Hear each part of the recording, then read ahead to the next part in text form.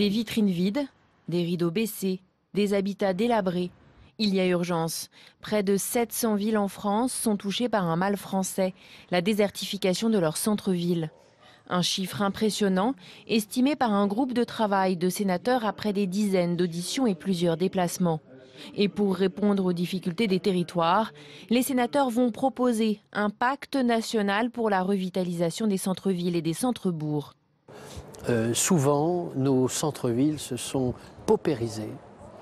Il y a une vacance énorme et il y a besoin d'avoir une action concernant le logement, les réhabilitations, parfois les démolitions, les constructions, tout à fait de nouvelles dimensions. À travers une proposition de loi d'une trentaine d'articles, les sénateurs veulent donc s'attaquer aux questions concernant le logement, mais également l'urbanisme, la circulation, les parkings ou encore la fiscalité. Des mesures que les sénateurs veulent ambitieuses pour inverser en profondeur la culture de la périphérie.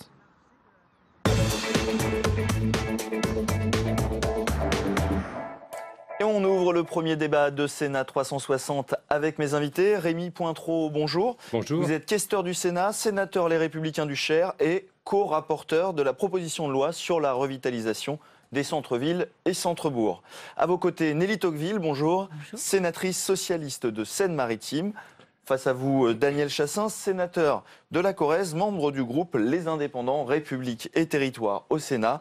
Et enfin, j'ai le plaisir d'accueillir Louis Vogel, maire Agir la droite constructive de Melun et président de la communauté de communes de Melun. Bonjour à tous, merci d'avoir accepté notre invitation. On l'a vu dans le sujet de Marie Brémaud, le gouvernement a prévu un plan, 5 milliards d'euros sur 5 ans. Est-ce que, Rémy Pointreau, ça suffit pour faire revivre les centres-villes ? Alors, si vous voulez, le Sénat, c'est vrai, s'est emparé de ce sujet grâce à notre président, Gérard Larcher, qui nous a demandé cette mission depuis le mois de juin 2017 pour travailler sur la dévitalisation des centres-villes et centres-bourgs avec mon collègue Martial Bourquin. Et il est vrai que c'est un sujet, c'est un enjeu de société.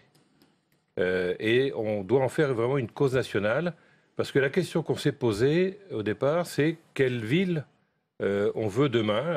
Est-ce qu'on veut une ville à l'européenne, avec un vrai centre-ville, avec du lien social, un lieu de rencontre, un lieu de culture, ou est-ce qu'on veut des villes dortoirs où tout se fait en périphérie?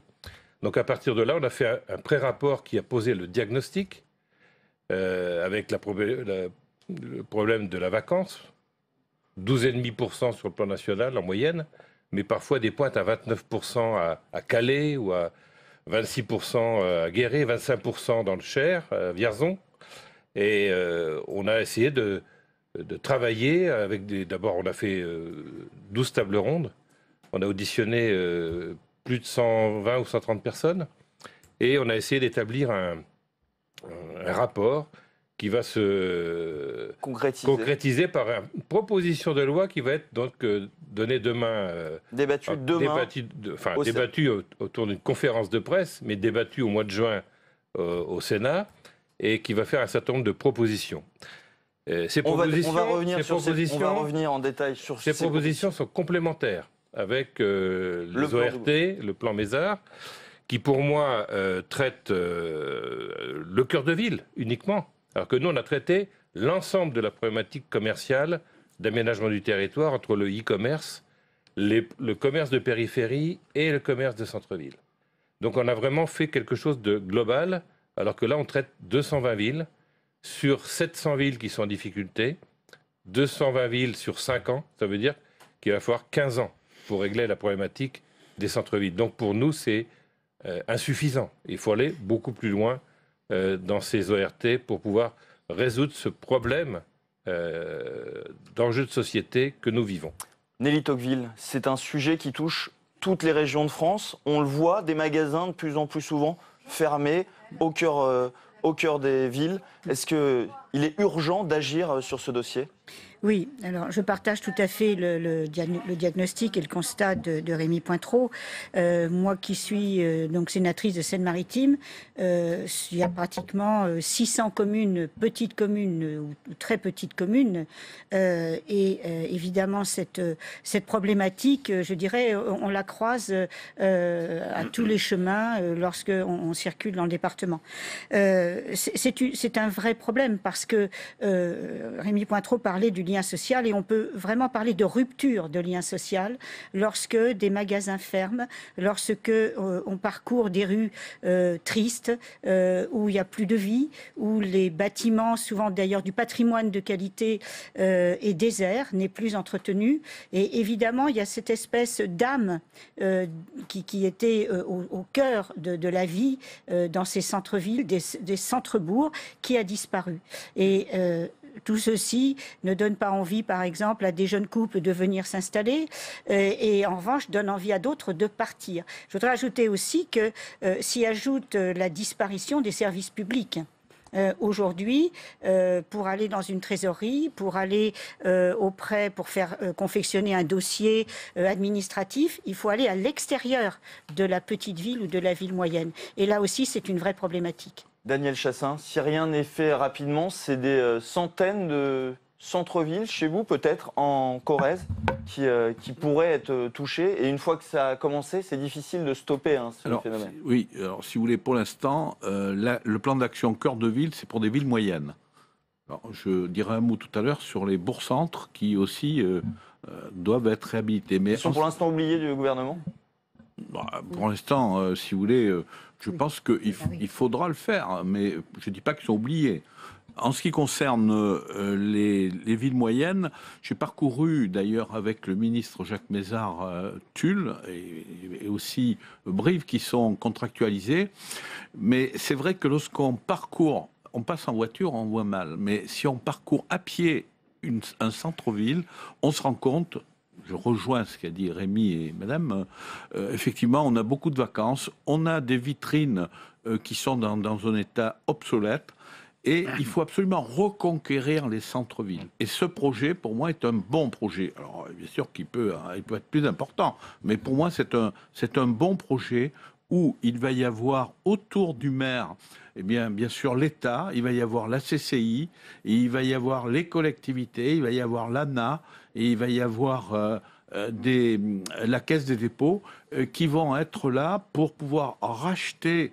Bien sûr, c'est une action qui va être mise en place par la mairie, par les associations, par tout un tas de partenaires qui vont pouvoir racheter ces bâtiments et les réhabiliter en logement et aussi réhabiliter des vitrines. Parce que lorsque vous passez, effectivement, vous en avez donné des exemples, lorsque vous passez dans une ville où la moitié des vitrines sont en déshérence, ça ne donne pas envie de s'installer, ni aux commerçants d'ailleurs, ça ne donne pas envie aux commerçants de s'installer. Donc pour moi, c'est un bon projet. Louis Vogel, vous êtes un des maires de ces communes qui vont être accompagnées par l'État. Concrètement, comment l'État va vous aider à revitaliser votre centre-ville? Alors, on n'a pas attendu le plan cœur de ville pour essayer de faire quelque chose, parce qu'on est victime à Melun. Vous avez dit qu'on a été sélectionné. Oui, je suis très content, parce qu'on est victime de tout ce qu'on vient de voir, la désertification du centre-ville, les vitrines vides, les magasins. Puis ça fait un effet de boule de neige quand une rue commence à se désertifier. Finalement, tout le monde part et les habitants partent aussi. Donc, on a des cœurs de ville qui se dépeuplent complètement. Et ça a commencé il y a une cinquantaine d'années. C'est le développement des grandes surfaces où le parking est facile, on trouve tout à un seul et même endroit, fait que les habitants ont de façon générale déserté les cœurs de ville. Aussi, les immeubles anciens ne présentent pas les mêmes avantages, il n'y a pas d'ascenseur souvent, enfin, c'est plus difficile de vivre en cœur de ville souvent qu'à l'extérieur des villes, donc on a assisté à ce phénomène. Alors qu'est-ce qu'on a fait? Alors, il y a tellement de choses à faire qu'on ne sait même pas par où commencer. Donc nous, on a commencé par faire une consultation publique. On a demandé aux habitants du cœur de ville, par quoi voulez-vous qu'on commence? Et on a commencé par rénover la place centrale, c'était un parking.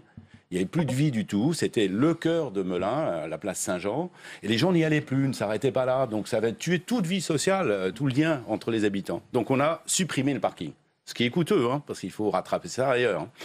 Supprime le parking, c'est redevenu la place centrale. Et on a organisé, grâce à ça, on a organisé beaucoup de manifestations en cœur de ville. Et les habitants du centre-ville ont pu se retrouver quelque part. Parce que, à force de voir des parkings, des voitures, il n'y a plus de vie dans les commerces fermants. Il n'y a plus de vie en cœur de ville. Donc, première chose, on a fait ça en caution de la population. Ensuite, on a tout fait avec les commerçants. Parce qu'ils sont quand même, on a une association de commerçants très active à Melun. Et on a fait des actions avec eux.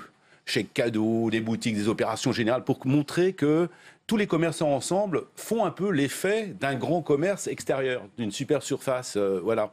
Et c'est pas les mêmes commerces en centre-ville qu'à l'extérieur. Donc il faut qu'on apporte une offre alternative. Donc cette année, c'est la première fois qu'il y a 3 magasins qui se sont installés simultanément. C'est pas du tout ce qu'on peut trouver en grande surface. C'est des magasins de cœur de ville où on peut s'arrêter, flâner, etc.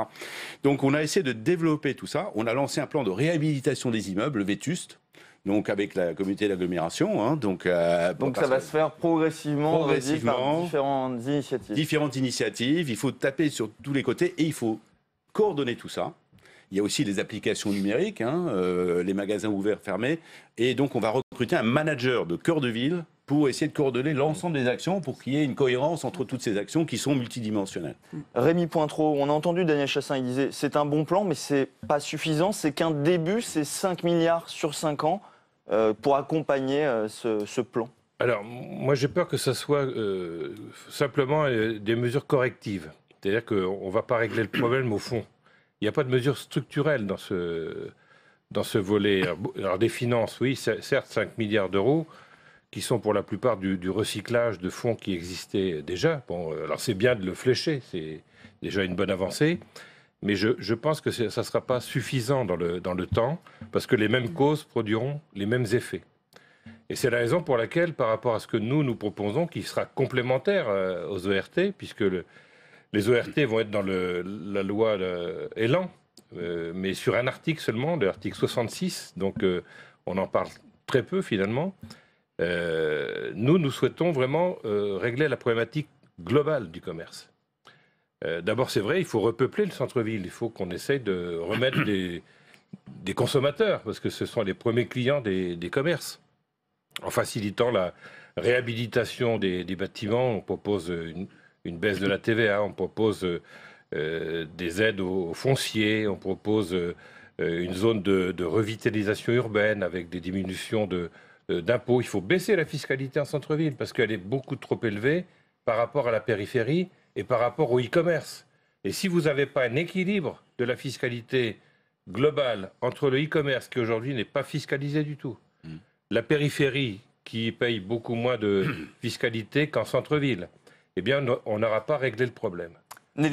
Justement, sur ce sujet, je voulais interroger Nelly Tocqueville. Est-ce que les maires, finalement, ils n'ont pas aussi accueilli des grandes surfaces sur leur territoire? Et est-ce que ça n'a pas contribué aussi à vider les centres-villes? Alors bon, déjà moi je voudrais me féliciter que dans mon département, 2 villes bénéficient d'Action Cœur de Ville, Dieppe et Fécamp.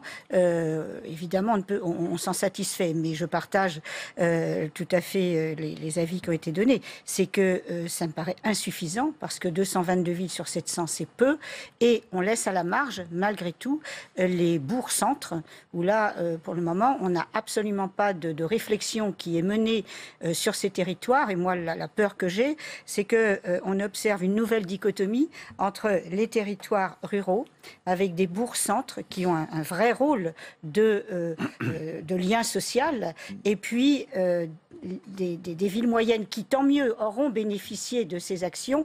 J'ai un petit peu peur que là, on aille vers des choix et que ces choix se fassent au détriment des territoires et des bourgs-centres. Sur le rôle des maires qui ont parfois aussi accueilli des grandes surfaces. Évidemment, moi j'en connais, et c'est tentant, et c'était tentant d'accueillir des grandes surfaces en périphérie, parce que tout maire veut que son territoire vive, et c'était perçu comme une possibilité de faire vivre le territoire, d'accueillir de nouveaux habitants, d'offrir de nouveaux services. Mais en fait, qu'est-ce qu'on a fait dans ces espaces de centres commerciaux? On a réintroduit des petits commerces dans des cases que, malheureusement, souvent, on est allé chercher dans les centres-villes eux-mêmes. C'est-à-dire qu'on a un peu déshabillé Pierre pour habiller Paul, et on n'a pas vu venir les risques que cela faisait encourir au commerce du centre-ville. Daniel Chassaing, en même temps, la concurrence du numérique ou des grandes surfaces, est-ce que c'est pas aussi le sens de l'histoire? Est-ce qu'il n'y aura pas de moins en moins de magasins de toute façon? Oui, alors il y aura peut-être des magasins en moins, mais ce qui est important, c'est de réhabiliter, ça a été fait à Melun, le centre-bourg. Le centre-bourg et surtout les bâtiments qui sont actuellement en déshérence, qui sont complètement obsolètes, et donc ça me donne une image catastrophique des centres-villes. Donc ça, c'est quand même très important, reconquérir le centre-ville. Et bien sûr, si ça s'améliore, tout ça, je ne l'ai pas dit tout à l'heure, mais ça se fait avec, bien sûr, la communauté d'agglo ou la communauté de communes, plus la maire. Donc c'est un dynamisme avec les associations, ça a été dit tout à l'heure à Melun, c'est un dynamisme de toute cette petite ville moyenne. Donc pour moi, c'est un bon projet. Et qui va rejaillir, si c'est mis en place, sur les territoires ruraux autour. Et bien sûr, dans un deuxième temps, je pense que, je suis d'accord avec Madame la sénatrice, il faut réhabiliter aussi les centres-bourgs. Parce que dans ces villes moyennes, vous avez souvent l'hôpital, vous avez le tribunal, vous avez peut-être des fois la préfecture, des administrations. Mais il y a une première vie de proximité, c'est dans les bourgs-centres. Et il faudra, dans un deuxième temps, mais c'est des crédits peut-être moins importants qui peuvent être mis en place par la DETR ou le fonds de soutien aux investissements locaux, mais effectivement, c'est très important. Il y a la ville moyenne et il y a aussi les centres-bourgs en rural qu'il faudra aider davantage. Louis Vogel, vous avez dit, on n'a pas entendu le plan du gouvernement, mais est-ce que ça va accélérer ces transformations qui sont à l'œuvre? J'espère bien. Et vous savez, l'idée aujourd'hui, c'est de coordonner tous les mouvements. On est passé à l'ère de l'e-commerce. Il va falloir coordonner e-commerce et grandes surfaces parce que c'est déjà l'étape suivante. Et moi, quand je parlais des petits commerçants, des commerces de proximité du cœur de Melun, c'est pas les mêmes choses qu'on va trouver là que ce qu'on trouve en grande surface ou ce qu'on va trouver dans l'e-commerce. Il faut absolument... Je vous donne un exemple. Il y a un magasin de BD qui s'est monté, et on peut lire tranquillement des BD, c'est vraiment adapté au cœur de ville. Il y a des magasins bio qui sont montés, où les gens peuvent en même temps manger un morceau en achetant aussi des produits. C'est un autre système, un système de commerce plus convivial, où les commerçants d'ailleurs doivent travailler ensemble. Vous voyez, nous on a 2300 étudiants à la fac de droit de Melun, donc ça c'est une clientèle qu'il faut absolument faire venir dans les petits commerces. Ils vont pas aller prendre leur voiture pour aller en grande surface à l'extérieur de la ville. Si on arrive à les retenir sur place, et si on réussit, on va redonner de la vie à notre cœur de ville, parce qu'en faisant grâce aux commerçants, on va faire rester les habitants. Et si les habitants sont là, il y aura des acheteurs dans les magasins. Donc, il faut penser l'ensemble de cette chose-là en développant en commun, en attaquant toutes les lignes, d'où la nécessité de coordonner ces politiques et d'avoir le manager de centre-ville sans lequel tout se ferait dans le désordre. On va prolonger ce débat, mais d'abord, on va reprendre la direction des Vosges, où Clément Perrault, vous êtes présent sur place vous suivez pour nous la visite présidentielle et vous êtes aux côtés du sénateur Les Républicains des Vosges, Daniel Grémillet.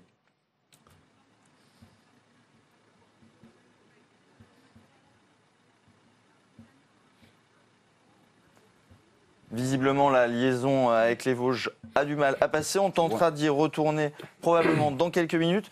Rémi Pointreau, on a entendu beaucoup l'action sur les commerces. Vous, votre proposition de loi, elle veut aller plus loin. C'est le logement, l'urbanisme, c'est finalement un package complet qu'il faut offrir au centre-ville, au centre-bourg. Bien sûr, moi je vous l'ai dit, on a voulu faire une proposition de loi qui englobe toute la problématique du commerce sur nos territoires. Et c'est la raison pour laquelle on a essayé de trouver des solutions qui englobent le maximum de problématiques. C'est vrai qu'il n'y a pas que l'enjeu commercial dans les centres-villes, il y a aussi la problématique du logement. On voit bien que dans nos centres-villes, les rues commerçantes, il y a plus d'habitants au-dessus des commerces les commerçants habitent souvent en périphérie. Donc il faut qu'on trouve des solutions pour réhabiliter un certain nombre de logements en centre-ville, parfois démolir pour faire du parking, parce qu'il faut aussi du parking dans les centres-villes. Donc il faut faire respirer les centres-villes. Et on a trouvé des solutions financières qui permettront, avec une fiscalité de bonus-malus entre le e-commerce, la périphérie et les centres-villes, qui financeront ces opérations en centre-ville, parce qu'il faut trouver aussi des moyens financiers pour réhabiliter tous ces commerces qui sont aujourd'hui vacants, mais aussi tous ces logements qui sont devenus souvent même en mauvais état, qui ne sont pas habitables pour le moment. Nelly, Donc, je vous laisse prolonger. Donc ensuite, il y a aussi la problématique de la régulation commerciale. C'est vrai que la responsabilité, elle est multiple. Les élus ont certainement donné trop d'autorisations de zones d'activité. Mais les consommateurs aussi ont leur responsabilité parce qu'ils ont changé leur méthode de commercer. La grande distribution à sa part, le e-commerce à sa part, ça représente plus de 10% aujourd'hui en termes de chiffre d'affaires, mais ça augmente d'année en année. On va vite arriver à plus de 20%. Et il faut qu'on trouve des solutions, y compris pour les commerçants de centre-ville. On propose dans notre texte d'aider, par de l'ingénierie, à faire en sorte que les commerçants s'organisent pour faire des plateformes numériques, pour vendre aussi, eux, en e-commerce autour des agglomérations. Et c'est ce qui manque d'ailleurs dans le volet de l'ERT, du plan du gouvernement. Il n'y a pas de moyens d'ingénierie suffisamment, à mon avis. Et il faut mettre des moyens d'ingénierie dans les centres-villes pour organiser nos centres-villes de façon la plus vertueuse possible. Merci à tous d'avoir participé à ce débat.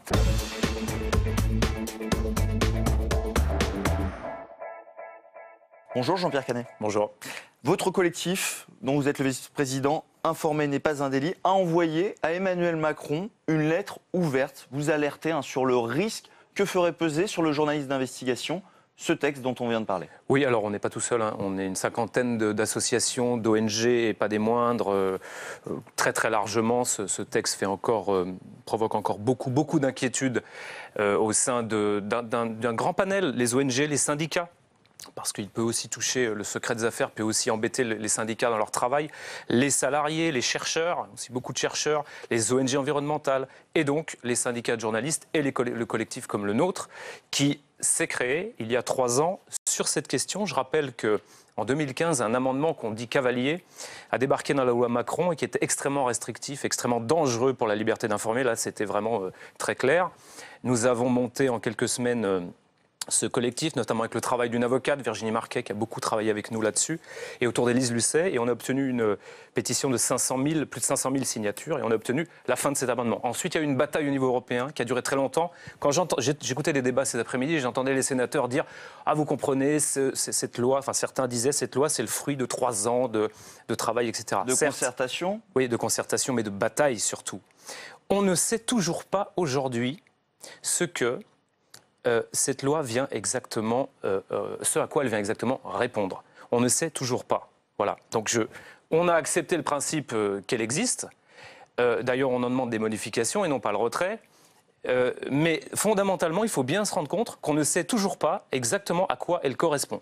On dit les Américains en ont fait une, donc nous aussi. Voilà. Dans le texte, il est prévu quand même une exception pour les journalistes et les lanceurs d'alerte avec une notion d'intérêt général. Si en haut une information est d'intérêt général, le journaliste ne pourra pas être poursuivi pour le viol du secret des affaires. Est-ce que ça vous rassure pas quand même? Alors, c'est toute la difficulté de cette loi. À l'arrivée, si vous voulez, théoriquement, cette loi, je vais prendre une image. Il faut imaginer qu'en fait, là, on vient de créer une nouvelle maladie, et puis qu'avec cette loi, on fournit un virus qui va la soigner à 60 ou 70%. Et on nous dit c'est un progrès pour la liberté d'informer et pour les lanceurs d'alerte. C'est ça qui se passe. J'ai essayé de vous expliquer pourquoi. À l'arrivée, le texte, effectivement, protège les lanceurs d'alerte, les journalistes, les salariés, etc. Le problème, c'est que nous ne risquons pas forcément d'être condamnés. Nous risquons d'être condamnés avec cette loi. Elle affaiblit notre travail, clairement. Mais nous risquons surtout, en amont, lorsque l'enquête n'est pas encore sortie, lorsque nous sommes en train de travailler sur l'enquête, d'être embêtés. Pourquoi? Parce que cette loi, elle intervient non pas au moment de la sortie de l'information. Comme là, on est en train de fabriquer une enquête tous les deux, on va la sortir dans 3 mois. C'est à ce moment-là que le droit de la presse s'exerce, la diffamation si on a dit des bêtises, etc. Non, là, c'est en amont. C'est Minority Report. On attaque avant. C'est-à-dire que on vient reprocher à une source de détenir un secret. Et comment une entreprise peut savoir que son salarié détient un secret? Tout simplement quand moi je vais exercer ce qu'on appelle l'exercice du contradictoire. Je vais appeler la boîte sur laquelle je suis en train de travailler et je vais lui dire voilà, j'ai des questions à vous poser parce que j'ai un certain nombre d'informations. Donc et elle là, va avoir on vous la puce à attaquera l'oreille. tout de suite. Alors, si, évidemment, il y a le secret des sources, mais si l'entreprise réussit à connecter avec la source, avec un lanceur d'alerte, c'est arrivé plein de fois. Il est parfois difficile de maintenir ce secret-là. Eh bien là, elle a une arme pour l'attaquer et lui demander quoi? Lui demander de prouver sa bonne foi. Au lieu de le faire après, une fois que l'information est sortie, par exemple avec Antoine Deltour ou Raphaël Allais sur l'affaire LuxLeaks. Ils ont encore été condamnés par ailleurs. Il y avait un secret des affaires qui s'exerçait au Luxembourg. Là, on intervient en amont. Alors, qu'est-ce qui va se passer concrètement? Il va se passer que le lanceur d'alerte, les rédactions vont dépenser beaucoup d'argent pour défendre leur bonne foi, avec des avocats, etc., et ne vont pas travailler sur l'enquête. C'est ça que nous dénonçons. Vous avez évoqué les procès, notamment ce LuxLeaks, où des journalistes, des lanceurs d'alerte sont poursuivis au Luxembourg. Est-ce que le risque, c'est qu'on ait une multiplication du nombre de ces procès? Alors, clairement, cette loi, telle qu'elle est écrite aujourd'hui, je précise que notre démarche ne demande pas le retrait du texte. Même si j'ai dit pour commencer qu'on se demandait toujours à quoi elle correspondait exactement. Mais nous ne demandons pas le retrait du texte. Nous demandons très précisément deux choses. La première chose que nous demandons, et c'est presque trop tard, hein, clairement, on est en train de débattre, mais c'est presque trop tard, nous demandons la réduction du champ d'application de cette loi. C'est très simple, nous souhaiterions qu'un amendement soit adopté réduisant le champ d'application de cette loi aux strictes relations concurrentielles et commerciales. Ça exclurait d'emblée toutes les autres informations absolument. Que vous pourriez Surtout dévoiler. les gens, les salariés, les lanceurs d'alerte, les chercheurs. Vous vous rendez compte qu'avec cette loi, un chercheur qui voudrait communiquer avec un collègue d'une autre boîte, entre l'Allemagne et la France par exemple, tout de suite maintenant a un coup près, c'est-à-dire qu'il va devoir faire attention à tout ce qu'il dit. Et puis quand il change de société, encore plus. Voilà, c'est ça qu'il faut comprendre. C'est une attaque en amont, c'est pas une attaque en aval. Vous êtes co-auteur du livre Vincent Tout-Puissant aux éditions Jean-Claude Lattès, un livre qui s'intéresse à Vincent Bolloré, capitaine d'industrie. Typiquement, là, il y aurait une menace sur votre travail si la loi passait telle qu'elle. Alors, vous avez entendu, là, votre correspondant au Sénat disait à l'instant qu'il y a un amendement qui était plutôt protecteur dans la loi. D'ailleurs, la ministre de la Justice, la garde des Sceaux, a manifesté son mécontentement sur le retrait que les sénateurs ont proposé de cet amendement, qui luttait contre les procédures bâillons.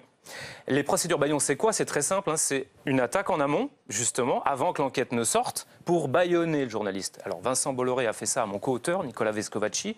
Il lui réclame 700 000 € Pourquoi? Parce qu'il a exercé son principe du contradictoire. Il a envoyé des questions à Vincent Bolloré et la réponse a été c'était du harcèlement. Voilà. Cette loi sur le secret des affaires, telle qu'elle est édictée aujourd'hui, va être une arme supplémentaire, va permettre à une entreprise de nous traîner en justice devant le tribunal du commerce, par exemple, et plus devant un tribunal classique où le droit de la presse s'exercerait. Quelles conséquences pour les citoyens? On entend beaucoup les journalistes se mobiliser, on entend un petit peu, vous avez évoqué les syndicats, mais les citoyens, on a l'impression que ça leur paraît loin tout ça, finalement. Alors déjà, tout citoyen peut devenir potentiellement un lanceur d'alerte, hein, on ne sait jamais. Pendant des années, il peut penser que les journalistes ne servent à rien, puis un jour, il peut avoir envie d'en appeler un. Première chose. Et ensuite, citoyen, ça ne veut rien dire. Hein, j'ai parlé des chercheurs, des syndicalistes, ce sont des citoyens. Il y a quand même beaucoup de batailles à mener dans beaucoup de domaines. Nous sommes à l'heure quand même où l'environnement ne va pas bien du tout, où des entreprises cachent des secrets et impactent l'environnement. C'est quand même normal qu'on enquête là-dessus. Donc le citoyen, il est totalement concerné. Si nous ne pouvons plus enquêter, l'affaire LuxLeaks, par exemple, ou Panama Papers, mais l'affaire LuxembourgLeaks, qui a permis de démontrer, c'est une enquête d'Édouard Perrin, qui a permis de Cache Investigation, qui a permis de démontrer comment les grandes entreprises organisaient leur optimisation fiscale, pas l'évasion, l'optimisation fiscale avec le Luxembourg, ça a permis quand même de changer un peu les règles au niveau européen. Pas assez, mais ça permet quoi? De récupérer de l'argent pour le service public, par exemple, pour arrêter ce travail d'optimisation et encore au-delà, pour les Panama Papers, de l'évasion fiscale, des pratiques même illégales. On récupère de l'argent et ça va dans les hôpitaux, par exemple. Ce qui permet de dire à une aide-soignante que finalement, il y a peut-être un peu d'argent. Vous avez dit, on ne sait pas encore quel est vraiment le but de ce texte. En gros, vous dites, c'est les grandes entreprises qui font un travail de lobbying pour finalement se protéger de ces scandales qui les éclaboussent. Il est normal que les entreprises aient un arsenal juridique pour protéger leurs secrets. C'est normal. Nous ne sommes pas là à expliquer que nous devons avoir accès à tout. C'est pas ce qu'on dit. Il est normal qu'un secret industriel soit protégé. En revanche, le droit de la presse doit avoir accès à ce secret et doit pouvoir le faire si il est d'intérêt public de le révéler. C'est ça la bataille. Ce que nous disons, c'est que ce n'est pas les PME, ce n'est pas les PME d'Europe qui ont poussé pour que ce texte existe, ce sont des grandes multinationales qui, depuis des années, font de lobbying à Bruxelles en catimini et qui ont réussi à passer et à faire en sorte que le secret des affaires devienne quasiment aussi important que le secret d'État. Merci Jean-Pierre Canet d'avoir été notre invité sur ce texte qui est actuellement en débat dans l'hémicycle.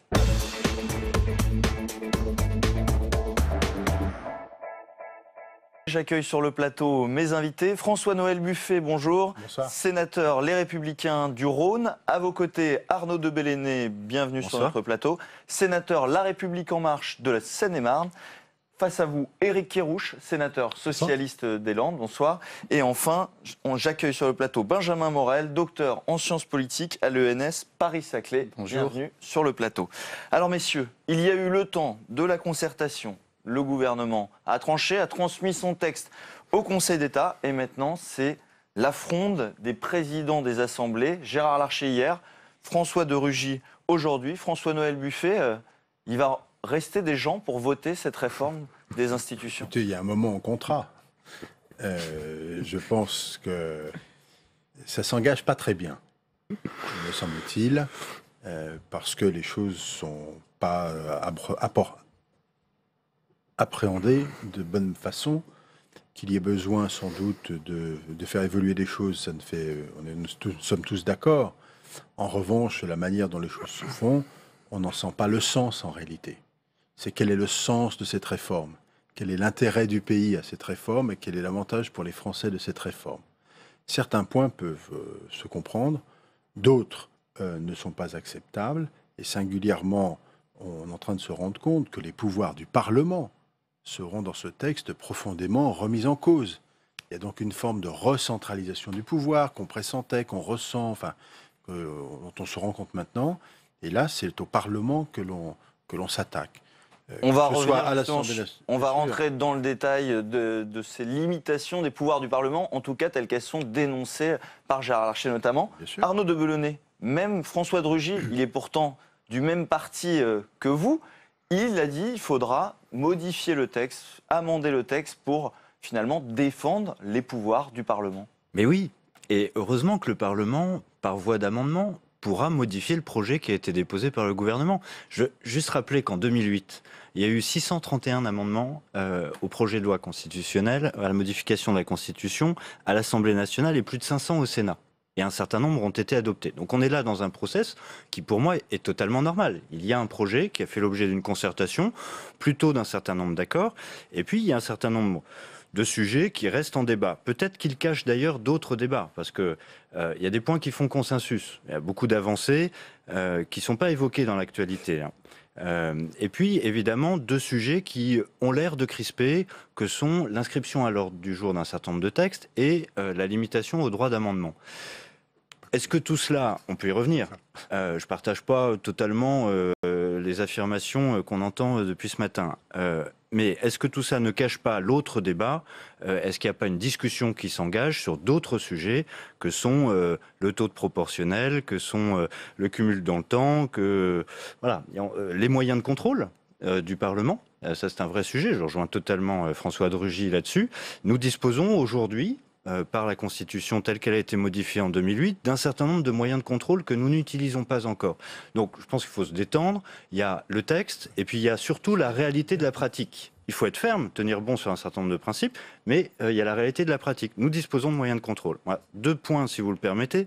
Je ne trouve pas choquant, et je rejoins totalement Jean-Jacques Hyest, qui a été président de la commission des lois LR très longtemps au Sénat, qui n'est pas suspect d'être un méchant progressiste bonapartiste, qui disait une chose toute simple, c'est est-ce qu'il est choquant qu'un gouvernement, une majorité qui vient d'être élue, veuille pouvoir inscrire de manière assez significative à l'ordre du jour des assemblées les textes qui ont été approuvés par le suffrage universel direct.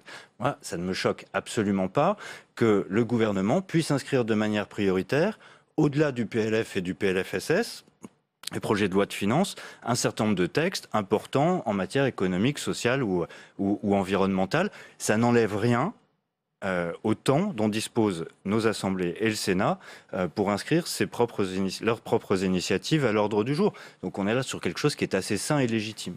Éric Kerrouche, pour vous, est-ce que c'est des limitations au pouvoir du Parlement? C'est les mots de Gérard Larcher. Écoutez, manifestement, l'exécutif tourne un nouveau film. Alors, c'est pas Chérie, j'ai rétréci les gosses, c'est Chérie, j'ai rétréci le Parlement. En fait, la seule perspective de ce texte, c'est de diminuer de façon incompréhensible les pouvoirs du Parlement dans des domaines qui sont, au-delà de ce qui a été cité, dans des domaines qui sont extrêmement importants. Quand on limite la capacité à voter... Ah non, j'ai cité le texte. Quand on limite la capacité à voter le budget dans le temps et qu'on se dit que éventuellement le budget, qui est quelque chose de fondamental dans une démocratie, va être limité dans son débat et qu'on peut finir sur des ordonnances, si ça, c'est pas une limitation de la démocratie telle qu'elle fonctionne, c'est un problème fondamental. On a une crispation incroyable de l'exécutif, une volonté de concentration des pouvoirs. Or, je veux juste rappeler une petite chose ici, c'est que quand on change la Constitution, on change le texte fondamental, mais pas seulement pour soi, on change le texte fondamental pour soi et pour l'avenir. Donc, je ne comprends pas cette volonté d'Emmanuel Macron de tailler la Constitution à sa mesure, en oubliant qu'en fait, de toute façon, et quoi qu'il arrive, la Constitution le dépassera dans le temps, comme elle nous dépassera dans le temps. Donc je pense que cet abaissement du Parlement, il est inutile, il est inefficace et il n'est pas nécessaire. Benjamin Morel, vous partagez cette analyse? Affaiblissement des pouvoirs du Parlement? Oui, de façon assez évidente. On a sur tous les articles qui concernent le Parlement une remise en cause, notamment du droit d'initiative des parlementaires. C'est assez inquiétant et d'une certaine façon, c'est un peu une occasion manquée. On attendait une réforme constitutionnelle et tout le monde se disait que ce n'était peut-être pas forcément une mauvaise chose parce que le Parlement français est, de tous les grands parlements occidentaux, l'un des plus rationalisés, l'un des plus tenus par l'exécutif. Et donc on attendait, comme on en avait eu une en 2008, une nouvelle réforme qui permettrait d'accroître les pouvoirs du Parlement, ou en tout cas de rééquilibrer les pouvoirs du Parlement avec ceux de l'exécutif. Ça ne signifie pas moins d'efficacité, mais ça signifie un pouvoir redoré, en échange peut-être d'une plus grande efficacité sur certains aspects.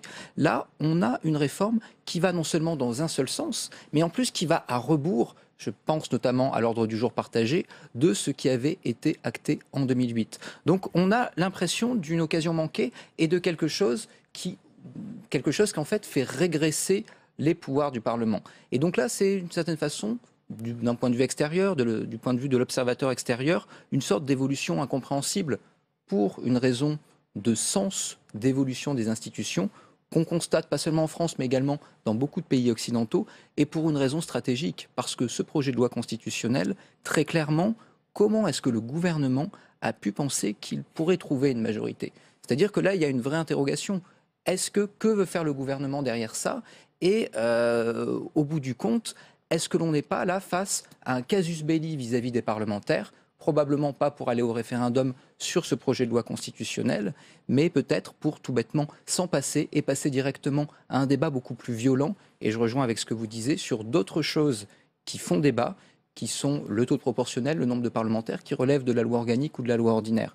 Donc là, on a l'impression d'un projet de loi constitutionnel qui, à l'origine, devait faire consensus, qui ne fera pas consensus, et d'une bataille qui est reportée sur d'autres textes qui, eux, font réellement débat. Alors, vous avez évoqué le référendum. Avant de vous faire réagir, on va écouter à ce sujet Claude Malhuret, le président du groupe Les Indépendants au Sénat. Il s'exprime à ce sujet.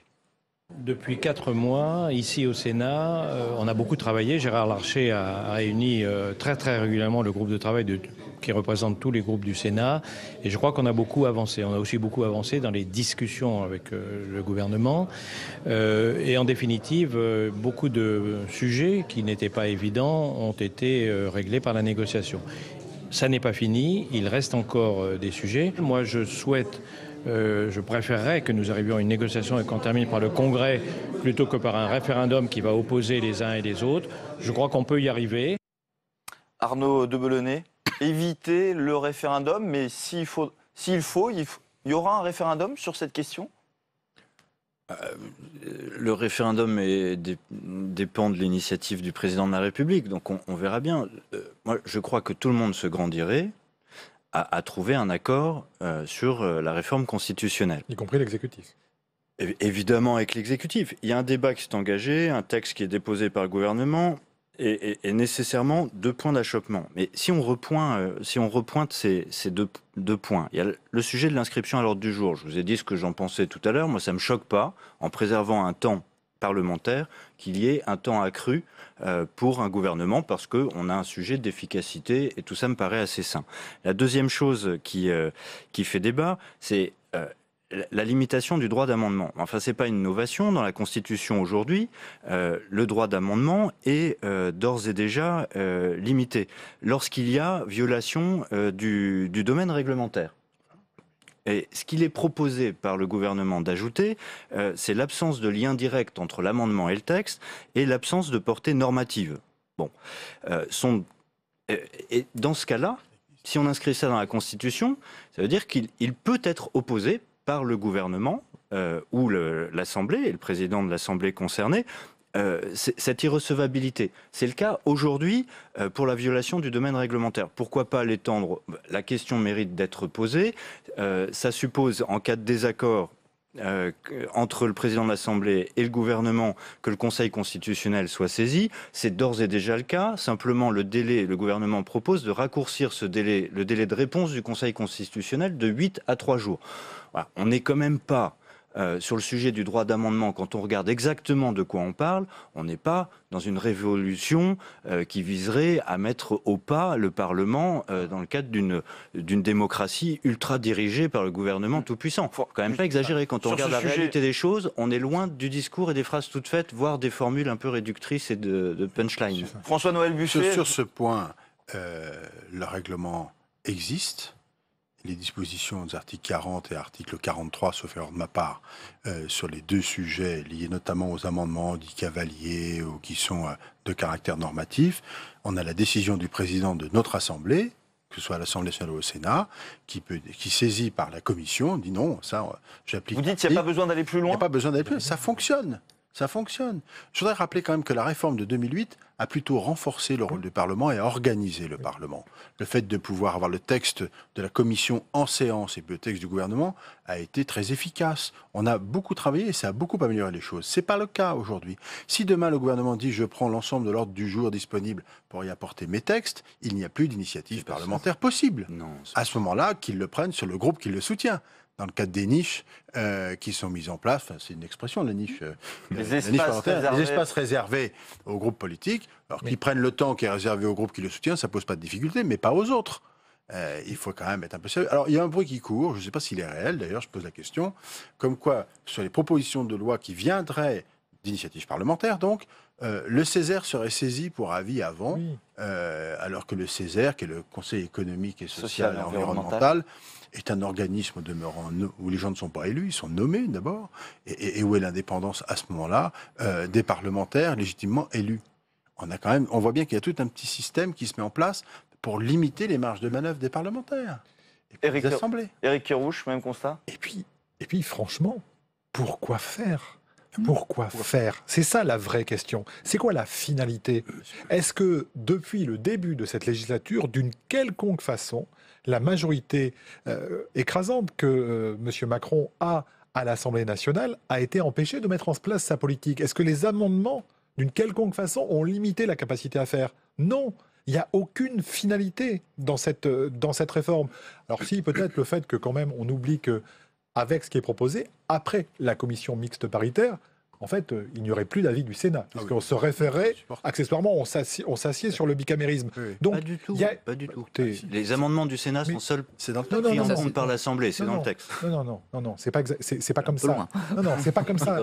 Non, c'est pas comme ça. C'est pas comme ça que c'est dit. C'est simplement le fait que l'avis du Sénat ne compte plus après la commission mixte paritaire. Et donc, il y a une atteinte aussi au bicamérisme. Et là, la vraie... Pourquoi? Alors, encore une fois, le président de la République et son gouvernement ont assez de pouvoir en France.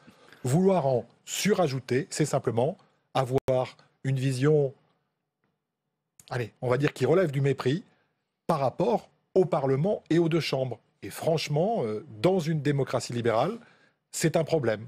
C'est un problème parce que ça déséquilibrera notre démocratie dans le temps. Et pas uniquement au moment où on parle et où éventuellement cette réforme pourrait voir le jour, parce que je pense qu'il faut parler au conditionnel quand même. Benjamin Morel, ce projet de réforme, qui qui pourrait le voter? Qui pourrait voter moins de pouvoir au Parlement? En l'état, à part peut-être les députés de La République En Marche et éventuellement le MoDem, je vois difficilement aucun groupe voter la chose en l'état. Après, en effet, le projet va être amendé, etc. On a un projet qui répond à un vieux problème qui n'est plus réellement d'actualité. Comme vous le disiez, c'est le problème de l'obstruction. La réforme de 2008, qu'on soit pour ou qu'on soit contre d'ailleurs les dispositions qui ont été établies à ce moment-là, a donné au Parlement des instruments au règlement des assemblées, temps législatif programmé, temps législatif encadré, etc., qui permettent de mettre fin au grand processus d'obstruction qu'on avait vu dans les années 80, 90. Dans les années 2000, on a tous en tête l'image du président Debré avec une grosse pile d'amendements devant lui qui avait mis en scène justement cette difficulté pour l'Assemblée de gérer cette obstruction. Aujourd'hui, il y a des moyens en droit parlementaire qui permettent d'éviter ça. Le Parlement avance, le Parlement marche. Alors, il faut évidemment du temps pour examiner une loi. Et d'une certaine façon, le fait que l'opposition joue son rôle d'opposition, dépose des amendements qui n'aient pas de réelle chance d'être adoptés, eh bien, ça fait partie du jeu politique. Et la scène parlementaire, le débat parlementaire, implique également une forme de mise en scène. Supprimer cette mise en scène sur principe que seule la majorité pourrait éventuellement soumettre des amendements intéressants, c'est inquiétant. Sur les dispositions qui sont dans cette réforme constitutionnelle, ce qui est choquant, comme vous le disiez très bien, c'est pas tellement le fait qu'on puisse soulever une irrecevabilité face à un cavalier législatif ou face à un amendement sans portée normative. C'est déjà dans la jurisprudence du Conseil, c'est déjà dans le règlement des assemblées. Ce qui est inquiétant, c'est qu'on donne ce pouvoir au gouvernement, qu'on donne un droit de veto d'une certaine façon au gouvernement, alors que pour l'instant, c'était les chambres qui géraient de façon souveraine ce point-là. Et sur l'ordre du jour partagé, je suis désolé, mais c'est le retour à avant 2008. Parce que c'était quoi le principe avant 2008 ? C'était de dire... On va revenir dessus juste après, mais avant, je vous propose d'écouter Patrick Kanner, le patron du groupe socialiste au Sénat, et vent debout contre cette réforme. On l'écoute. Le texte qui n'est pas encore sorti du Conseil d'État, mais que nous avons eu en primeur, montre encore une fois une forme de dédain, pour ne pas dire d'irrespect par rapport au Parlement, notamment sur cette idée de pouvoir perturber la priorité parlementaire par des textes qui viendraient en priorité du gouvernement sur des sujets extrêmement vastes. Ça montre vraiment une manière très particulière d'envisager la place du Parlement, et je reprends cette expression que j'ai déjà utilisé. Est-ce qu'on dérange finalement ? Est-ce qu'on dérange le gouvernement Emmanuel Macron en étant ce que nous sommes, à savoir les représentants démocratiques de la nation française ? Arnaud de Belenet, Patrick Kanner dit qui on dérange. Le président de la République, quand il était candidat, il avait dit il y aura moins de parlementaires, mais ils auront plus de moyens. On a bien compris le moins de parlementaires. Où est-ce qu'il y a un progrès pour le Parlement ? Que l'opposition s'oppose est une chose et ça me semble absolument nécessaire à la démocratie. Voilà, le projet vient d'être déposé. Je pense qu'il manque d'une lecture très attentive dans le détail des choses et qu'on est un peu dans la caricature et dans un discours qui a déjà été tenu ces dernières semaines. Ce qu'on oublie de dire au passage, c'est quand même qu'il y a dans le projet du gouvernement l'évaluation systématique des lois à l'initiative et avec des moyens et des projets de loi qui ont été adoptés. Et l'obligation pour l'exécutif de rendre compte de l'exécution de la loi de finances. Il y a des sujets d'avancée. Il y a aussi d'autres sujets qui concernent moins directement le Parlement. Le renforcement de l'indépendance du Conseil supérieur de la magistrature. C'est pas rien, ça fait consensus. Et tout le monde est d'accord. Non mais disons-le, et tout le monde a proposé. C'est pas un sujet. Un rôle accru du Conseil économique et social. Tout le monde est d'accord. L'évolution de la Cour de justice de la République. Oui, ça, on n'en parle pas, ça fait consensus. C'est pas le débat. La grande innovation qui est le droit à la différenciation introduit à l'article 72 pour les territoires. C'est vraiment sur le Parlement que ça pose problème. Sur la Corse, on il y a quand même des choses. Je parlais du droit à la différenciation. La Corse fera certainement débat. Il y a quand même des choses dans ce projet qui ne sont pas anodines et qui méritent, qui sont positives et qui méritent de l'être et qui sont reconnues positives. Donc permettez-moi de le dire, c'est aussi mon rôle que de le faire en toute honnêteté intellectuelle. Qu'il y ait un débat sur le reste, moi, ne me choque absolument pas. Mais parlons-en. Je pense qu'il n'est pas tabou de poser la question du droit d'amendement dans les limites proposées par le projet. Discutons-en, ça permettra d'exprimer un certain nombre de choses. Pourquoi cela serait-il tabou? Pourquoi en faire une caricature? Il n'est pas tabou de chercher à optimiser le temps parlementaire. Je pense que si on est honnête, on peut considérer que les temps d'initiative, les semaines réservées au Parlement ou au Sénat, ne sont pas submergés par les propositions de loi. Il y a beaucoup de débats que certains qualifient parmi nos collègues d'occupationnels, j'irai pas jusque-là, mais qui ont le mérite d'exister et d'évoquer un certain nombre de problématiques. On n'est pas submergé sur cette semaine-là. Que ces semaines-là, si elles ne sont pas submergées, le gouvernement puisse dire « j'inscris à l'ordre du jour des projets qui sont prioritaires pour la mise en œuvre de ma politique parce que le pays a besoin de réformes et parce que nous n'avons plus le temps d'attendre et allons-y ». Je ne trouve pas... Poser cette question-là ne me semble pas choquant. Elle est soumise... Cette question est soumise au débat. On voit les réactions, les postures et le débat va se poursuivre. François-Noël Buffet. Vous pouvez poser la question, on peut vous répondre non. Et on vous répond non. Mais en tout regardant simplement attentivement le texte. On vous dit clairement non. Le jour où vous aurez ces dispositions en place, les parlementaires ne compteront plus. Les groupes politiques ne compteront plus. Les initiatives des sénateurs ou des députés en termes législatifs n'existeront plus. Et vous aurez une assemblée qui sera aux ordres, qui ne pourra plus rien faire. Quand vous aurez dilué ses pouvoirs, singulièrement en confiant une partie au Conseil économique et social, ce qui paraît complètement extraordinaire, vous aurez encore affaibli le système. Il ne faut pas que l'arbre cache la forêt. L'accord sur la modification du Conseil supérieur de la magistrature ou la suppression de la Cour de justice de la République, d'abord, ce n'est pas une idée de M. Macron, c'est une idée antérieure, et ça ne pose aucune difficulté, tout le monde est d'accord. Mais ce n'est plus l'essentiel.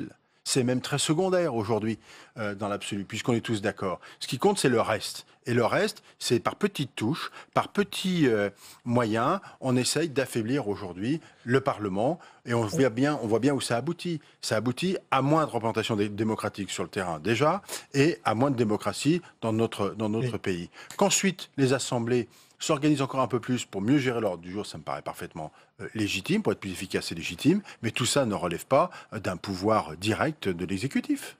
Benjamin Morel, est-ce qu'il y a un risque pour le Sénat, finalement, de disparaître un peu du jeu politique à travers les propositions du gouvernement? Alors, de disparaître, non. Le Sénat continuera à avoir son rôle de seconde chambre. Mais la capacité d'action du Sénat, elle se construit dans un débat, dans un jeu de ping-pong, dans un jeu de navette avec l'Assemblée nationale. On examine une disposition à l'Assemblée nationale, on la revoit au Sénat, on la renvoie à l'Assemblée, on rediscute de la disposition, on la retravaille au Sénat, etc., etc.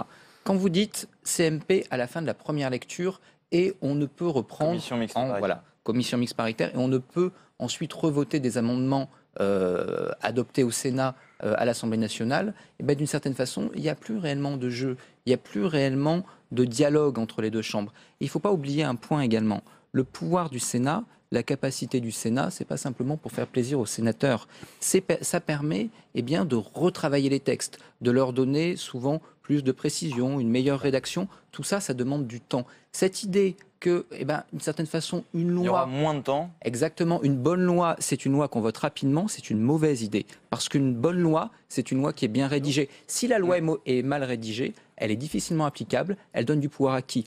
À la technocratie des ministères qui prennent les décrets d'application et aux juges qui se retrouvent avec des lois qu'il peut difficilement appliquer. Donc, c'est la démocratie là qui est importante. Éric Kerrouche, réduction du rôle du Sénat ?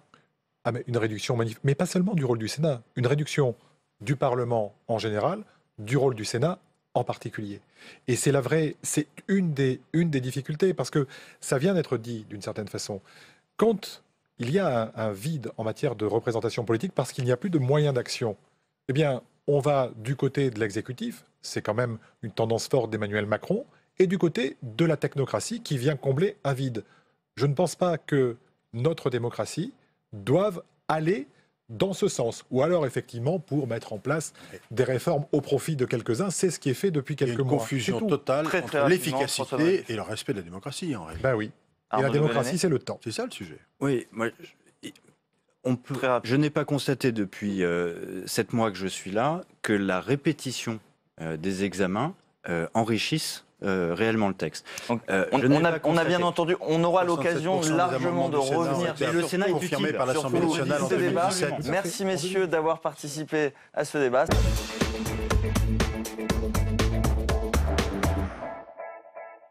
Nous sommes allés suivre un sénateur sur son territoire et aujourd'hui c'est avec Jean-Pierre Moga, sénateur centriste du Lot-et-Garonne, que nous allons nous retrouver dans un instant sur le plateau.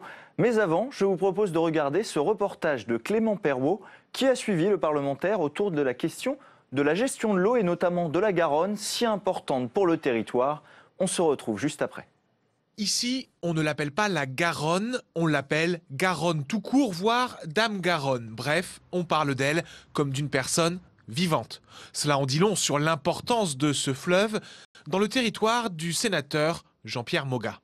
Dame Garonne, au fil des siècles, a toujours été dans la vie des habitants, des agriculteurs qui habitaient dans cette plaine très importante, de par ses crues qui apportaient des allusions. Garonne et Dame Garonne est restée et restera pendant longtemps dans le cœur de nos habitants comme une véritable personne. Mais Dame Garonne est du genre capricieuse. Ici, les courants sont forts et les eaux montent vite en hiver et au début du printemps, sous l'effet des pluies.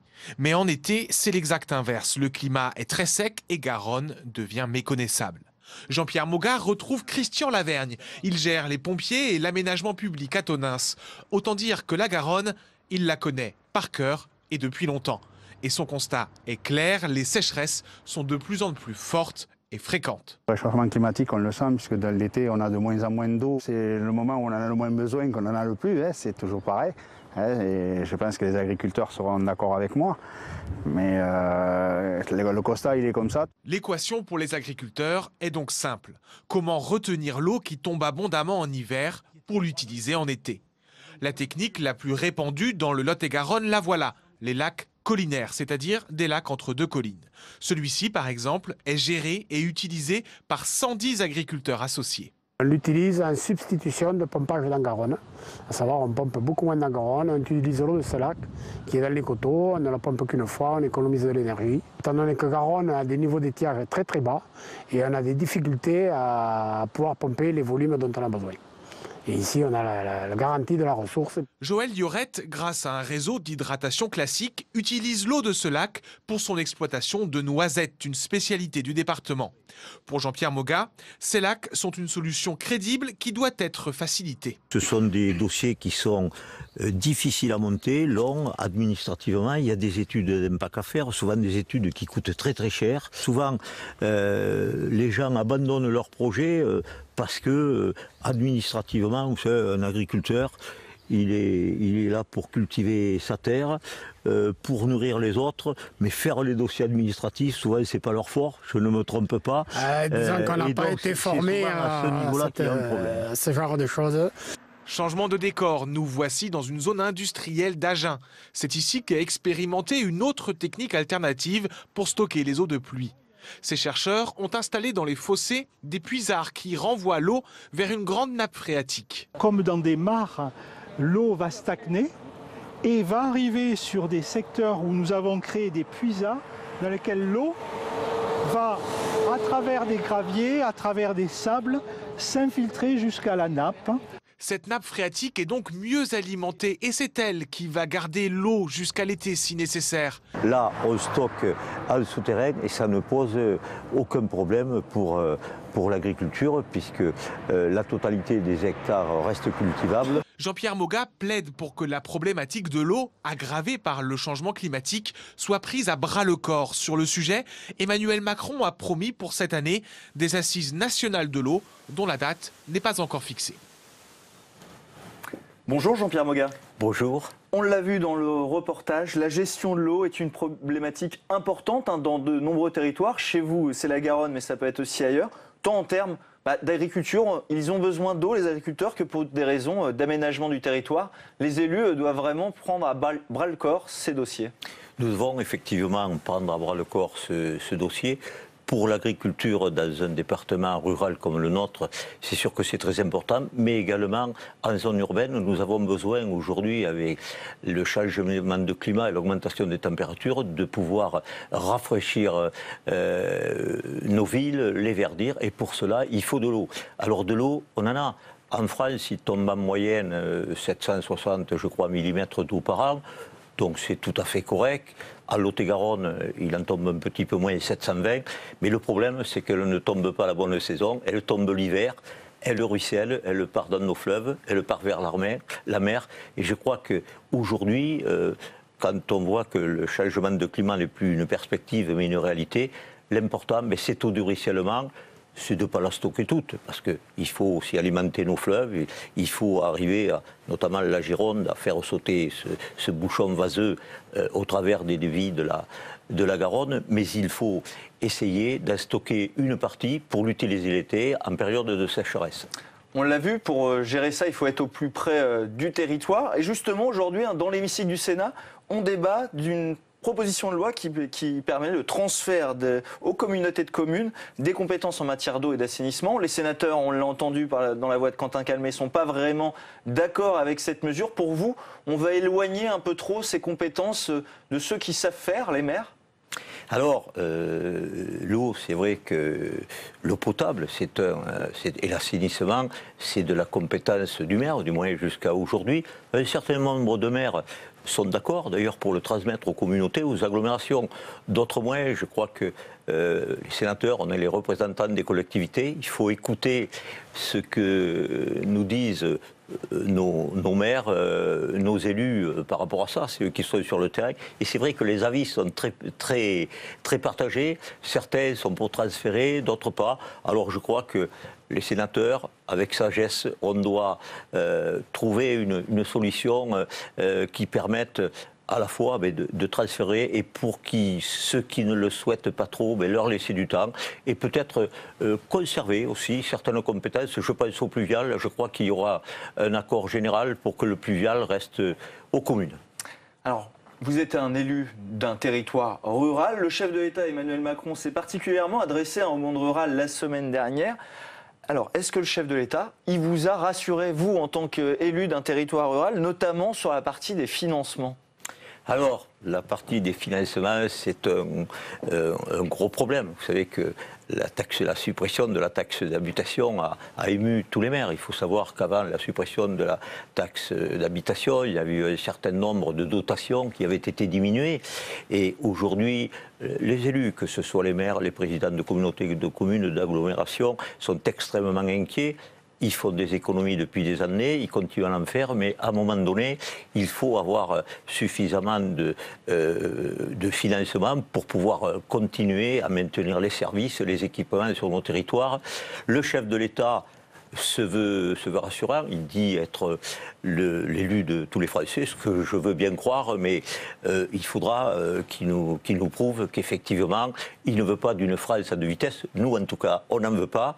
On veut que les zones rurales puissent continuer à vivre comme les zones urbaines. Je crois qu'il faut que tout le monde soit complémentaire. Et dans un pays, il le dit très bien, on est tous français, on a les mêmes droits. Il veut, au niveau de l'école, faire un certain nombre de choses en zone rurale.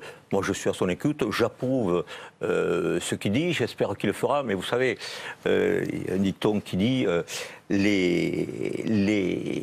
comment dirais-je, les promesses d'amour, c'est bien, les preuves d'amour, c'est beaucoup mieux. Donc, on attend les preuves. Très bien. Et autre sujet d'importance pour le Parlement, c'est la réforme des institutions lancée par le gouvernement. Et Gérard Larcher, il a dénoncé aujourd'hui un texte qui affaiblit les pouvoirs du Parlement. Des mots forts. Vous partagez ce constat du président du Sénat ? Oui. Alors, moi, je suis convaincu que les élus doivent contribuer à l'effort au niveau des économies. Je suis convaincu, je pense que le déficit est un gros problème. Il faut réformer certainement nos institutions, mais il ne faut pas faire n'importe quoi. Je crois que les élus et nos concitoyens s'en rendent quand même compte. Ils sont importants et c'est nous qui faisons remonter. Pour ces textes de loi qu'on passe, on fait quand même remonter la parole de nos concitoyens, pour les sénateurs aussi de nos collectivités. Je crois qu'il faut qu'on soit en capacité de le faire, qu'on soit assez nombreux et qu'on nous laisse les moyens. Alors, les moyens aussi en nombre.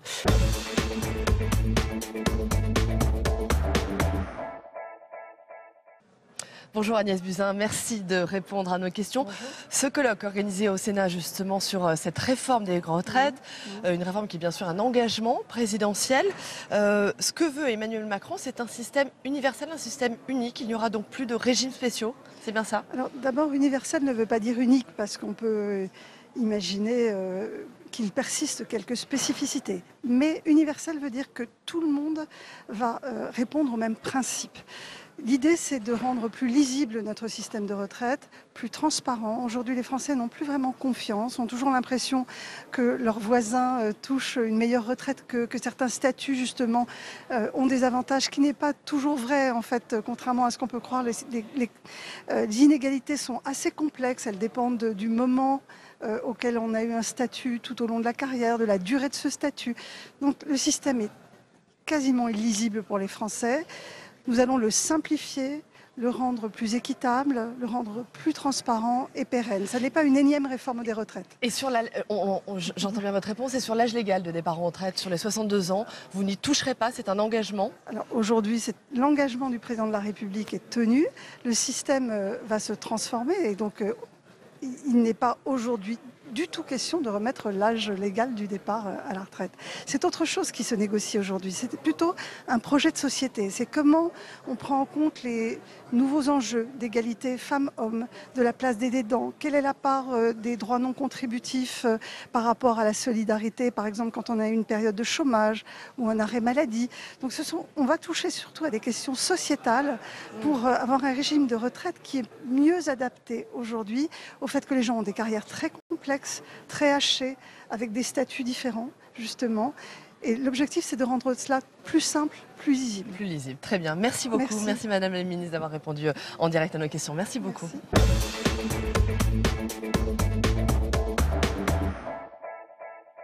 Monsieur le Président, Monsieur le Premier ministre, le sujet est très sérieux, mais votre légèreté à le traiter m'amène à vous poser une charade. Mon premier est une commune de Loire-Atlantique. Mon deuxième est le résultat d'un fiasco politique du quinquennat précédent. Mon troisième est une zone de 1600 hectares où les forces de l'ordre républicaines ont été interdites de circuler et pourtant, le facteur portait les courriers des zadistes en droit de toucher les aides sociales. Mon quatrième est une zone où le droit de propriété est bafoué par des zadistes construisant des abris en toute illégalité. Montou est une zone de non-droit où nos forces de l'ordre sont attaquées alors qu'elles accomplissent avec courage leur mission au nom de l'État. Les Français sont choqués, les Français sont exaspérés. Monsieur le Premier ministre, je pense que vous avez compris de quoi je parle. Alors comptez-vous réellement rétablir l'ordre public à Notre-Dame-des-Landes? Pour vous répondre, la parole est à Monsieur le Premier ministre. Monsieur le Président, Mesdames et Messieurs les sénateurs, Monsieur le sénateur, je vous félicite pour votre formidable charade et je vous confirme, j'avais bien compris ce dont il s'agissait. Et au fond, ce dont il s'agit est un sujet important. C'est surtout un sujet ancien, Monsieur le sénateur. C'est un sujet très ancien, Monsieur le sénateur. Comme vous le savez, c'est un sujet qui dure depuis, non pas plusieurs mois, non pas plusieurs années, mais d'une certaine façon depuis plusieurs décennies. Et les occupations illégales auxquelles nous mettons un terme en ce moment n'ont pas commencé avec la nomination de ce gouvernement. Elles n'ont pas commencé, Monsieur le sénateur, puisque vous êtes rentré dans la charade, permettez-moi d'inverser le questionnement. Elles n'ont pas commencé avec le quinquennat précédent. Il y avait déjà des occupations illégales. Vous le savez, Monsieur le sénateur, vous connaissez formidablement bien cet endroit. Dès 2010. Dès 2010, Monsieur le sénateur. Au début des années 2000, les premières occupations illégales. Le 17 janvier dernier, Monsieur le sénateur, j'ai dit, après avoir beaucoup consulté, après avoir beaucoup réfléchi aussi, au nom du gouvernement, que nous prenions 3 décisions. La décision de mettre un terme à cet aéroport, la décision de confirmer la vocation agricole des terrains qui avaient été réservés pour la construction de cet aéroport, et la décision de mettre un terme à l'occupation illégale des parcelles occupées par des occupants sans titre. Occupées, Monsieur le sénateur, depuis très longtemps, sans qu'aucun gouvernement auparavant n'ait souhaité ou réussi à les déloger. souhaité ou réussi, vous pouvez choisir celui que vous préférez. C'est ce qui s'est passé, et c'est ce qui va se passer, monsieur le sénateur. Notre objectif, depuis le début de l'opération, qui est placé sous le commandement du directeur général de la gendarmerie nationale et de la préfète, qui est suivi quotidiennement par le ministre d'État, ministre de l'Intérieur et par moi-même, c'est bien de faire en sorte que la liberté de circulation soit rétablie sur les axes qui traversent la zone et que l'ensemble des occupants qui occupent sans titre et de façon illégale puissent quitter les lieux, ce que nous ne pouvions pas faire légalement avant la fin de la trêve hivernale. Comme vous le savez, mais peut-être souhaitez-vous ne pas regarder cette contrainte juridique. Il se trouve qu'à ma place, peut-être un peu plus dans ce cas-là qu'à la vôtre, je suis obligé de la prendre en compte. Notre objectif, c'est de faire respecter le droit. Et c'est ce qui se passe. 29 constructions illégales ont été détruites. Elles sont en voie de déblaiement. Nous sommes en train de retirer benne après benne, plusieurs dizaines de bennes, des matériaux de construction illégalement installés, stockés et utilisés sur les zones. Vendredi dernier, avec le ministre d'État, ministre de l'Intérieur, je me suis rendu sur la commune de Saint-Étienne-de-Montluc pour rencontrer les gendarmes, les pompiers, les membres du parquet de Nantes et de Saint-Nazaire qui concourent aux opérations et qui le font avec un professionnalisme, avec un calme, face à des provocations que vous connaissez, je pense, parfaitement, face à des pressions. Ils gardent leur calme, ils ont subi beaucoup d'assauts, un certain nombre d'entre eux a été blessé. Je les ai rencontrés avec le ministre d'État, ministre de l'Intérieur, pour leur apporter notre soutien total et entier. Hier, le ministre d'État s'est rendu sur place pour indiquer ce qui a été la position constante du gouvernement à ceux des occupants illégaux qui, peut-être, n'auraient pas compris la détermination du gouvernement, que soit ils rentraient dans un processus de respect de la loi, soit ils en tireraient les conséquences et ils seraient exclus des parcelles qu'ils occupent illégalement. C'est très exactement ce que nous avons dit, monsieur le sénateur, et c'est très exactement ce que nous allons faire. Nous allons le faire avec le souci d'éviter les incidents. Nous allons le faire avec le souci de permettre aux gendarmes d'exercer leur mission, de remplir leur mission dans des conditions de sécurité maximale. Mais nous allons le faire, monsieur le sénateur, sans charade, sans légèreté, avec une immense détermination, avec une force tranquille dont je ne voudrais pas que vous puissiez douter le début du commencement d'une seconde. Je vous remercie. Merci. Monsieur Duplomb. Monsieur le Président, Monsieur le Premier ministre, nous n'avons pas la même vision de la situation. L'image que vous donnez d'un État de droit bafoué est insupportable. Insupportable sur l'incapacité que vous avez à mettre fin à l'occupation illégale, avec en plus un passe-droit jusqu'au 31 mars dernier. Insupportable votre façon de gérer l'évacuation avec 2500 gendarmes bridés face à 150 zadistes.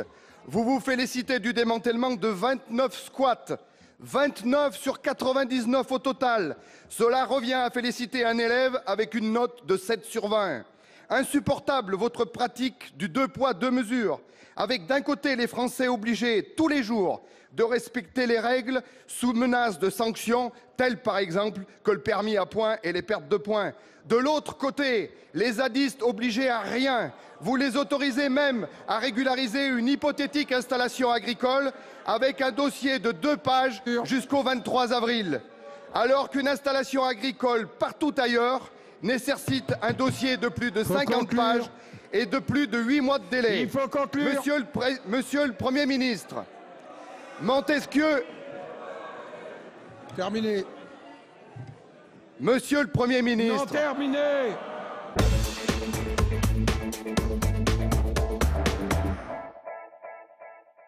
Depuis près de 20 ans, la problématique de la dépendance liée à l'âge est apparue dans notre pays.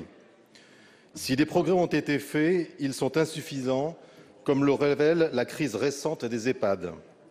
Ils le seront d'autant plus à l'avenir, car le nombre de personnes âgées de plus de 85 ans atteindra 5 millions en 2050 contre 1,5 million aujourd'hui. Le coût, bien sûr, suivra ce rythme. À l'heure où le débat sur la fin de vie et l'euthanasie refait surface, ne serait-il pas essentiel de s'intéresser au bien vieillir en France ? Le président de la République et vous-même ont repris l'idée d'un 5e risque couvert par la sécurité sociale qui viendrait compléter les 4 autres risques déjà existants, à savoir la maladie, les accidents du travail, la retraite et la famille. Il nous faudra financer ce 5e risque. Nous ne pouvons rester les bras croisés. Seule la solidarité collective peut y pourvoir.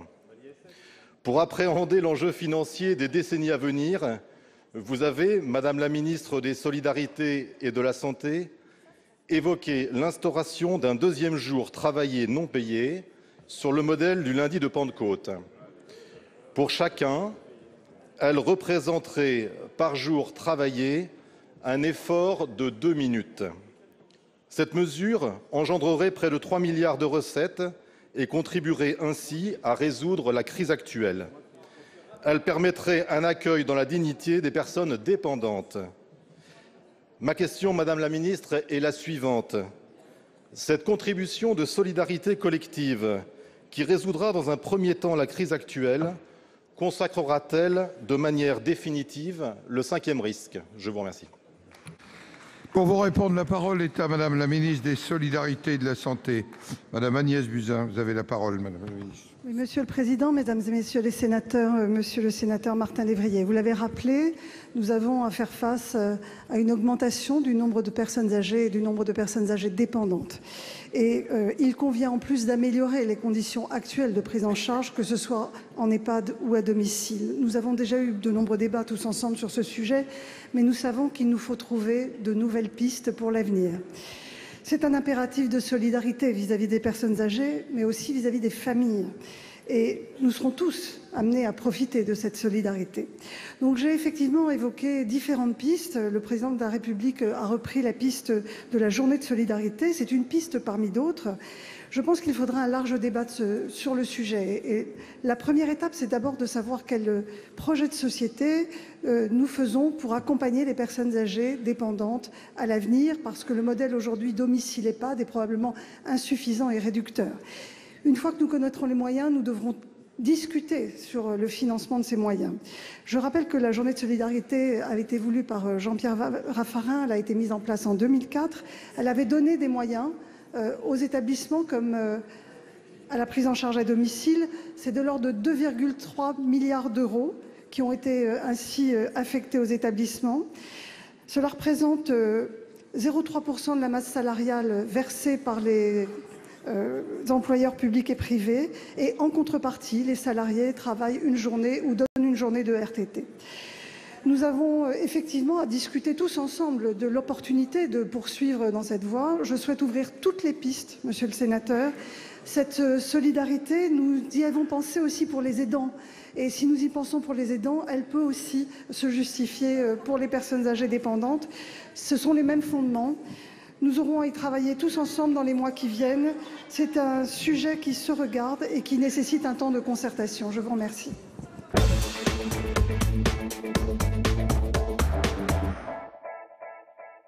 Ma question s'adresse à Madame la ministre de l'Enseignement supérieur, de la Recherche et de l'Innovation. Madame la ministre, le désordre règne à l'université.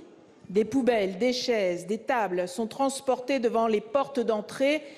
Des cours et des examens sont suspendus. Le président de l'Université de Lille m'a dit son inquiétude face aux pratiques des bloqueurs, notamment sur le site de la faculté de droit, des sciences politiques et sociales, où de la tension a eu lieu ces derniers temps. Faculté que je connais particulièrement bien pour y avoir enseigné jusqu'à mon élection au Sénat. Le doyen de cette faculté m'a tenu informé car il sait à quel point je suis attachée à cette faculté. Une note récente du renseignement territorial, dont vous avez certainement eu connaissance, indiquait que les blocages sont réalisés par une poignée de personnes qui n'ont pour la plupart aucun lien avec la sphère éducative. Quelques milliers face à 2 500 000 étudiants qui veulent travailler. Il y a quelques semaines, le président de la République souhaitait commémorer mai 68. Il faut croire que les bloqueurs de fac l'ont entendu. Ils sont en train d'exaucer son vœu. Pourtant, quelques jours plus tard, le président de la République a dénoncé les manipulations politiques extérieures responsables des violences dans plusieurs universités. Alors, Madame la ministre, quel est le choix du gouvernement? Est-il bercé par la nostalgie de mai 68? Et comme à Notre-Dame-des-Landes, le rétablissement de l'état de droit se limitera au discours, ou le gouvernement est-il fermement décidé à user de son autorité pour qu'une minorité militante ne gâche pas l'année universitaire de la grande majorité des étudiants? Où en êtes-vous, Madame le ministre? Et que comptez-vous faire pour que les étudiants puissent étudier? Pour vous répondre, la parole est à la ministre de l'Enseignement supérieur, de la Recherche, Madame Vidal. Vous avez la parole. Merci, Monsieur le Président, Mesdames les sénatrices, Messieurs les sénateurs, Madame la sénatrice Brigitte Lherbier. Je tiens à vous rassurer, les examens se sont déroulés cette semaine à l'Université de Lille. Je suis en contact permanent avec le Président. Ils ont été délocalisés et ils se sont déroulés en toute sécurité.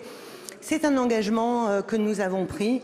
Les examens auront lieu dans l'ensemble des universités. Il n'y aura pas de diplôme bradé et il n'y aura pas d'année blanche pour vous le rappeler, la très grande majorité des étudiants. Car vous avez raison aussi, c'est effectivement une minorité d'étudiants qui font entendre leur voix. Et pour certains, d'ailleurs, et sur certains lieux, ce ne sont pas des étudiants qui sont là et qui occupent. Sur ces bancs comme sur d'autres bancs, certains soutiennent cette minorité d'étudiants en n'écoutant pas la très grande majorité des étudiants qui, je les ai encore rencontrés ce matin, souhaitent effectivement étudier et passer leurs examens. Lors de l'examen de la loi Orientation et réussite des étudiants, vous avez rappelé à quel point vous étiez attachés à ce que les étudiants les plus défavorisés, les étudiants boursiers, puissent avoir accès à l'enseignement supérieur. Vous avez rappelé à quel point c'était parfois difficile, lorsqu'on était un étudiant salarié, de réussir dans l'enseignement supérieur. Moi, j'écoute l'ensemble des étudiants, y compris ceux qui, cette année, à cause d'une minorité, alors qu'ils ont travaillé, alors que ce sont des étudiants boursiers, risquent d'être privés de leurs examens par une minorité d'étudiants. Et vous avez eu raison de le rappeler, et je vous en remercie. C'est pourquoi, je l'ai dit, le Premier ministre l'a dit, et l'ensemble du gouvernement le dit, les examens se tiendront, et cette année ne sera pas une année blanche. Il en va de la crédibilité de l'université et ses diplômes. Je vous remercie.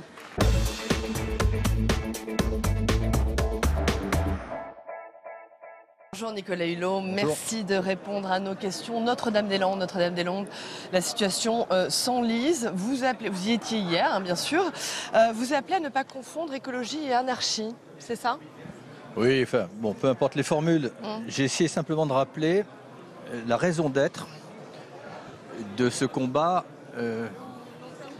qui dure depuis maintenant des années, voire des décennies. Si j'ai bien compris, et je pense que personne ne se trompe, et chacun peut s'y retrouver, les opposants à Notre-Dame-des-Landes essayaient d'attirer l'attention sur la préservation des terres agricoles dont on fait une consommation exagérée, la protection de la biodiversité dont on se soucie peu, et la préservation des zones humides. Et ils considéraient que la construction de cet aéroport était antinomique, pas utile, pas nécessaire, pas vital par rapport à ces enjeux qui sont vitaux. Il me semble qu'ils ont été compris puisque le gouvernement a pris la décision de ne pas faire cet aéroport et donc a satisfait leurs conditions. Et je ne pense pas que la raison d'être, c'était d'aller au-delà et notamment d'occuper illégalement un certain nombre de terres en concurrence, je le rappelle quand même, avec des agriculteurs qui aimeraient bien revenir sur leurs terres. Donc pour être très clair, vous appelez aujourd'hui les opposants à saisir cette main tendue du gouvernement? Oui, mais je pense qu'une partie d'entre eux est dans cet état d'esprit. Il y en a qui sont un peu dans la posture, il y en a qui ne font plus confiance au gouvernement. C'est pas honnêtement très honnête parce que le gouvernement a montré plus que des gages. Non seulement on a renoncé à l'aéroport, on n'a pas renouvelé la déclaration d'utilité publique, ce qui sécurise dans le temps le fait qu'il n'y aura pas d'aéroport. Et troisièmement, on donne la possibilité, y compris à ceux qui ont été expulsés, de pouvoir présenter des projets. Ce qu'on leur demande, parce qu'il y a un moment ou un autre, d'abord il y a une exaspération des habitants du coin, il faut que la situation revienne à la normale, ça fait trop longtemps que ça dure. On leur demande d'ici le 23 avril de remplir un formulaire, d'y mettre leur nom, une ébauche de leur projet et leur état civil. Franchement, je pense que personne ne pourrait comprendre que cet exercice de base qui pourra se poursuivre et après qui sera instruit et on met en plus à leur disposition leurs services pour essayer de lever l'ambiguïté sur un certain nombre de points techniques. Donc on leur donne toute l'ingénierie pour pouvoir développer leurs projets. Après, très sincèrement, il faudra que chacun assume ses responsabilités. Chacun assume ses responsabilités. Merci beaucoup, Merci beaucoup. Monsieur le Ministre. Merci d'avoir répondu à nos questions. Merci.